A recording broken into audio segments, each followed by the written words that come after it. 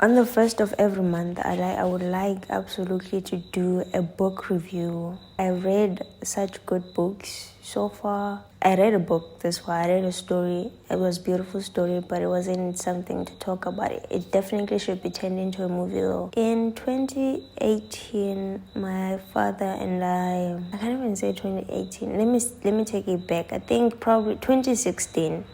2016, I think. That's the time that I can say, yeah, that's where it became visible. In 2016, I bought, I think around that time, I really can't be sure, but 20 something, I bought a book about Abraham, something, it was this couple that could speak to the biblical incarnation of Abraham. And he would tell them all these interesting stories about life, about, all that kind of stuff, because they could channel. I never got to finish that book because something about it felt. But that book, it introduced me, not introduced per se, but it definitely chose a path. It definitely was a decision maker whether I continue forward or I continue with that other road. Don't know what the other road is, but I feel like slowly they're merging together. I just had to go on this route first. I didn't want to go at it later. Nonetheless, both routes would be something I experienced, something that I grew to understand at that time. So making a choice was not making a choice because I'm going to lose something. It was making a choice because I had to choose where to start. And I started with that book. I took that book, I read it, and from there on, I became very fascinated about in psychology, the human mind. I always had been interested, but never to a point where I'm actively buying books. I think the year before 2018, so I would say 2017 and 16, I read a lot of books. I read big books, a lot of big books borrowed from my brother and the school library and, charity shops that I could go. I remember once I took the car and I left and my father was like, "Where are you? What are you doing? You are what?" And I wanted to find out that I was at a charity shop buying books. And he didn't believe that I was buying books. So I was like, nah, fuck you. I need to buy some books, my guy. So I left. I got some books and I got really interesting books that fascinated me most about the mind. I think it's because I was so sad that constantly being in my own mind and trying to find my own solutions with what I understood and based on the people around me didn't seem ideal. So getting a book with a professional who understood the human brain more makes sense to me, even now. Hold on, let me turn the lights on. I have to say, from that book on, the journey of who I am today began. There are a lot of things that have happened that I can now clearly see, that I can pinpoint and say that when that was definitely made clear, became visible. There are many things that have happened to me, many choices I've made that have obviously led me to choose the path that I have chosen today. That book was really one of them. From there on, psychology books.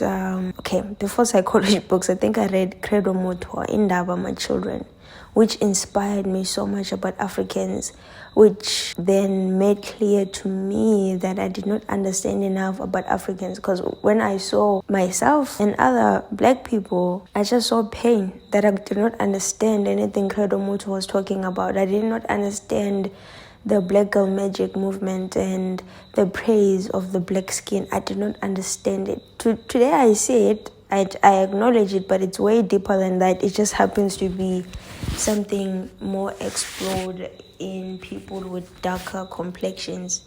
It's in everybody. It's just very evident in a group of people. Every race has its own traits, that is very unique to it, but it's done by everybody else, but very unique to it. So I had to really try to heal that part that saw pain, struggle, suffering, crime, violence, danger. I was like, where is it coming from? And instead to understand the history of black people, the history of African people, the long history, forgotten history told by Credo Motor of African people. And from that book, I read a book written by this young lady who retold the story of her grandmother when she was young during the war between the white people and the Zulu people. And the way she described the seeing of the body is like, it is so vivid. To this day, it's still engraved in my mind, just to remind me that I did not have to see it, but war is an ugly thing. Movies cannot describe what those words painted in my mind, to be honest with you. From that book on, I kept reading more books. I kept being curious more. I actually have had a whole Instagram account of books that I liked. I'll just share them with you. I read another one that really made me understand certain things is Osho, which is ironic enough because I've adapted to that name. Osho, he an Indian guru who wrote many books, one of them being Love Alone and Freedom Alone and Love, something along those lines. And I loved reading that book. It opened so much. It made clear to me that my way of thinking was not welcomed, but was not harmful, because that's the main part that I was always wondering about. It's like, does everyone think like this? Is everyone having these kinds of thoughts? I'm a growing child. I'm in high school at that point, grade 9, I believe. And I kept asking my teacher questions, and to a point where she said, "Tidi, you need to realize that not everybody thinks like you." That established it completely, that maybe at times I do think a bit uniquely from everybody else. Maybe, just that one person who sometimes looks over there like, what about that over there? That idea. And from there on, I really started wondering a lot, because as I was reading this book, I was also becoming curious. I'm like, can people really achieve this level of peace? Can you be so peaceful that nobody can anger you? And my teacher looked at me dead in the eye. She was my Afrikaans teacher. Dead in the eye. She said yes. No hesitation, no nothing. She said yes. The way she was so sure, it made me so sure that I could let go of the hurt, the anger, the history, and the everything the pain body has absorbed. Pain that isn't even mine, that it has absorbed. Only because I identified with a group, with someone, with an idea. Now I'm feeling and carrying such an immense amount of pain that does not need to be carried around. So she made it clear. Her assurance just made that clear. And from that day on, I don't think I've ever looked back. I sought for peace. I continue to seek for peace. Trust me, I would rather be alone than be bothered or be in a place where my heart is chasing, is racing, my mind is thinking of lies and ways to manipulate someone. That is so exhausting. Of course, there's this moment where you see like, this person needs to let go a little bit. So you kind of push them to the limit just to show that the anger you feeling can be let go. Just to try and get to that point. But she made that clear. And many books that I've read have been about seeking peace of mind. It's a book I read titled Sex God or God Sex.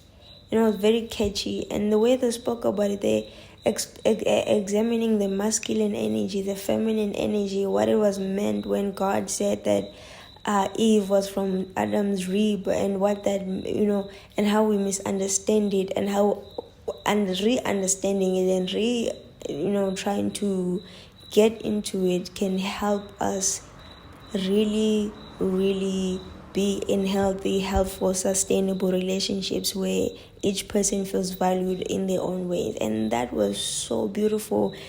It made me kneel down and just be like, thank you, God. Because of how he explained it, how he saw those words, the same words the whole world has seen and have taken it and construed them into women must be submissive, men must be obedient. So reading and keeping myself knowledgeable has been something that I truly, truly sought solidarity from, peace from, and just encouragement and excitement. I would absolutely recommend for a person I can say that it has had its challenges where I had to really put what I've learned into practice. People challenge you. People are meant to challenge you. If you're with people around you and they don't challenge you at all, you are not connected. You are not connected because people will always challenge you. They will always push your boundaries, try to dig at what you have not healed yet. That will be a constant thing people do. And if you're not in that environment, you're not growing. You need to grow, because by experiencing, you realize certain things. You realize how to make your life better. You realize, oh, I can grow in this way. I can dream this big. I can do that. The ideas explore in your mind, in your eyes. You see them, and you see things. A day or two ago, I remember a thought came into my head. It wasn't a positive thought. It came into my head, and then I don't remember what it was, but I remember still like, but I can feel my body though. Can you? I just asked that thought if it could do what I could do. You are saying I can't do so, or this is that and that, but I'm just telling you, but this is so. What are you saying? Why are you trying to convince me that what I am isn't so? This is so. Giving yourself that chance to be challenged, to dream, to imagine different worlds. I understand narrative books, beautiful things to read. You learn a lot. Not narrative, narrative books, story books, romance, theater, drama, and so forth. Interesting reads, no doubt. It absolutely is like watching a movie, but your own way. You directed it, you cut it, you colored it, you did everything into it. You even casted everybody. But when you read books that are based in self-growth and self-understanding, self-improvement, self-involvement, self-introspection, you get to really, you get to take those lessons that are in the book, those shared moments in the book, and you can then apply them into your own life, into your own space. And I'm so thankful that I did that when I had that time. And I know there were moments where they're like, why is she just reading? Like, why is she like that? Why is she? Hey, I was preparing. I had my childhood to. I realized that once you get older, you have to pick on these certain responsibilities, and you have to leave your dreams behind. I saw it with my brothers. I remember at some point just sending them a message. I'm like, yo, I'm so thankful for what you have sacrificed in order for me to have what I'm having right now. Because I knew that the time that I was giving myself was very valuable, and I wanted other people that have sacrificed for me to have that time to know that that is appreciated. And mostly those are my brothers and sisters. They're jumping into the dream or living their dreams, but the fact that they took that time and continue to take that time for me to have given myself the time that I've given myself with reading and understanding myself, I am thankful. So let your kids read. The story started off with in 2018. Yes, in 2018, my father and I got into a really ugly fight that I just couldn't take anymore. I was like, no, I'm good. So I think multiple things happened at the same time, to be honest with you. From there, it was in the morning. We got in the car. My uncle dropped us off at school, and I just went to class. I did everything. I laughed with everybody. I smiled. Everything was good.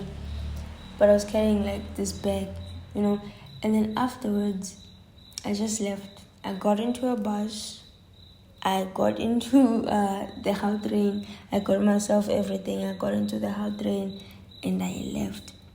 I just left. I went to Soweto, and I sat there with my aunties. I didn't know where I was going. I had never been there. I had never left the place ever since I came to live with my father. But I got myself there. Nothing was stolen. Nothing was taken. No one took advantage of me. Nothing of that sort. I just followed. I just went because it felt like it was something that I needed to do, and I knew and understood that me needing that time is very valuable. It isn't selfish. It isn't taking away from something. It is me allowing myself to heal. In order for us to continue living together, I need my space for a minute. I need to see the people that raised me. I need to see the people that looked at me from the moment I was born and gave me that love. You were not there, and you've now taken this advantage to do what you have done. I just need to be reminded of that love, because I'm going to be here for a while. So I need to be reminded. So I left. And when I did, I started understanding, I need to trust my intuition. I need to trust myself a lot more. When I get an idea that, hey, save up some money, put this aside, don't touch it, leave it alone. Leave it alone. That's something I understood. I understood if you say, hey, okay, wait, hold on a minute. Well, look at that tree over there. What's interesting about that? And you stop, you look at that tree. It's stopping you from something else. It could not be a car crashing on your way, but It's delaying you from something else. If the lights are meant for you to be green, they will be green. But if you are approaching and the lights turn yellow, don't start speeding now, because you never know where you're going. But again, if you are on a traffic light and it's orange, please go. Like, it's orange, it's not red. Metaphorically, where are you going? Everything is its own timing. It's divine timing. We can look at it however we want, but it's there and it exists. It's powerful, and it's a matter of, are you allowing that divine timing to do its part? And I've learned that from understanding things outside of myself, because when you keep only understanding you and keeping to you and refusing to acknowledge anyone else's experience, you are sticking to just that. You are not seeing branches, you are seeing a tall line that you need to climb on. But in reality, it's a tree. The roots of a tree, they separate where they're still connected to the big source, but they reach. They go into the ground and they reach, and then they get on top, they reach again. You need to reach. You need to spread and just reach. Nothing about you is a straight line. Even your spine is not straight. That growth needs to happen. Books give you that, and I do not know how I can review these books and give them the thanks that they deserve, the acknowledgement that they deserve. I really don't know, except by just talking about the outcome that they have had on me and my recommendation of them to you. Grow, man. Just grow. There's no point in holding on to things that you don't need, to being the same person that you always have been. And you can say, because I love myself, I'm keeping. No, you hate yourself. You're not allowing yourself to stretch. You're saying, okay, cool, we're going to put you under a cup. You're going to stay under this cup until you die. You are suffocating yourself. Grow. Let the shields around your heart fall. Grow. It's okay. Grow. And I'm mainly talking to myself here as well. But we need to grow. We need to get to a point in our lives where we are growing. We're creating, we are failing, we are achieving, we are just sharing the life together. And I've realized that once you allow people to give themselves that opportunity and say, you can grow at your own time, I'm not rushing you, that energy is then transformed. But the moment you're like, oh man, why are people not fucking growing? Like, why don't you just see that I'm trying to... Hey, you become aggressive. Now it's like you're recruiting people. So I just want you to grow in whatever way that is possible, in whatever rate it is comfortable for you. But if every day you're putting yourself into a new challenge, I'm telling you, whatever is haunting you, whatever is following you will simply get left behind. Because right now you're hiding from it in one spot, and it's around you. You just need to get up, start walking. Start changing something. Doesn't have to be dramatic or big. Life isn't so crazy and scary. It's just about you sticking to your goal. You saying, doing, and being what you said you were gonna do, say, be, and be. Just grow. Let things go. There's no one gets a prize. I'm telling you, nobody gets a prize. No one gets like, oh my gosh, the most traumatized childhood adult. Look at them over there. They're still holding on to their trauma. How special. Nobody gets that. Nobody gets, oh my God, that happened to you. Over time, people are like, hey man, that happened to you. Let's keep on going. And they might not say it in the exact same way, but they start distancing themselves because you keep wanting to get attention for that exact same thing. So you keep talking about it, you keep making it worse, you keep imposing onto other people, exhibiting bad behaviors because you have something that you're holding on that you need to let go. And that book was a beautiful read, by the way. Eckhart Tolle, I don't know how to call his name, but what a beautiful writer. He helped a lot in understanding what letting go means, because I thought you're supposed to force yourself to let it go and convince yourself like, oh my God, stop thinking about it, don't think about it. No, letting it go means that, imagine you blow air into a plastic bag, and there's air filling the plastic bag, and you tie at the top. and you keep telling it, oh my God, let go, let go. You need to just let it loose. That means that the pain needs to go through. It needs to go through. You need to go through the pain. You need to experience the pain. You need to feel that pain so that you can allow yourself to like, damn, I am in pain. I'm in pain because of this and I don't want to be in this state. So I'm going to do things to make myself feel better. Then you are taking control. You are taking control as you are doing other things. You are asking yourself, man, okay, how did it come about? Where did it come from?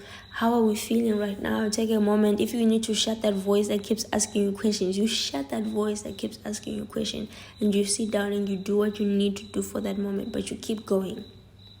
Right? You don't say, oh my God, this has now happened to me. This is now who I am. It is not. It is part of your journey and you need to allow it to be part of your journey. Grow. Let go. You can't get back the time. No one gives you back that time. No one praises you. No money comes your way. Nothing. You gain absolutely nothing in this physical realm. You lose so much and you gain so little. Okay, you got some sympathy goals. After a while, it gets boring and you have to start again. And you end up getting yourself in situations where it creates more trauma within you than it does peace, so that you can have more victim stories to tell. Someone is always doing something to you. Someone is always saying the bad words, treating you mean, calling you names. Someone is always looking at you funny. Someone is always doing something to you and you're just existing without even doing anything. Yes, we can argue that there are people that just simply make other people uncomfortable, that they just start complaining, but also at the same time, and most of the time, there's a reason why people are looking at you in that way. You know, there's something that you are doing that is like that perpetuates such looks from them. You might see it differently, you might see it however, but it's there. And if you keep losing people, really wonder what's going on. Are you valuing yourself? Are you giving yourself the time that you need to heal through things? Are you respecting and trusting yourself? And respecting, I mean, are you sticking up to your goals that you set up? Because I know if someone offered you money right now, you will respect them in such a high regard.